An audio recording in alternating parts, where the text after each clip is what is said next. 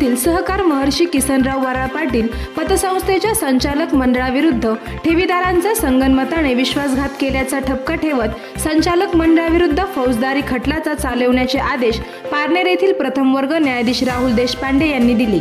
म्हस्केवाडी येथील निवृत्ती पळसकर या ठेवीदाराच्या ठेवी नगर येथील ग्राहक न्यायालयाने व्याजासह परत करण्याचे आदेश देऊनही वराळ पाटील पतसंस्थेने त्यांना ठेव रकमा परत केल्या नाहीत, म्हणून त्यांनी पारनेर न्यायालयाकडे वराळ पाटील पतसंस्थेच्या संचालकांनी त्यांचा विश्वासघात करून फसवणूक केल्याची खासगी फिर्याद दाखल केली होती।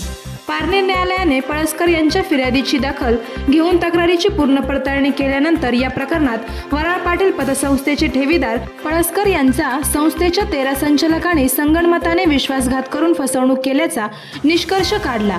या दोषी संचालकांविरुद्ध फौजदारी खटला पारनेर न्यायालयासमोर चालवण्याचे आदेश दिले आहेत। या प्रकरणी संस्थेचे अध्यक्ष रंगनाथ वराळ, विलास हार्दे, गोरक्ष ढवण, रामदास वराळ, रंगनाथ गायकवाड, शरद कवाद, बाबाजी वाघमरे, सुनंदा जाधव, लक्ष्मी लाळगे, दिलीप कवडे, अर्जुन चार्सकर, राहुल औटी या संचालकांना न्यायालयाने नोटिसा बजावल्या आहेत।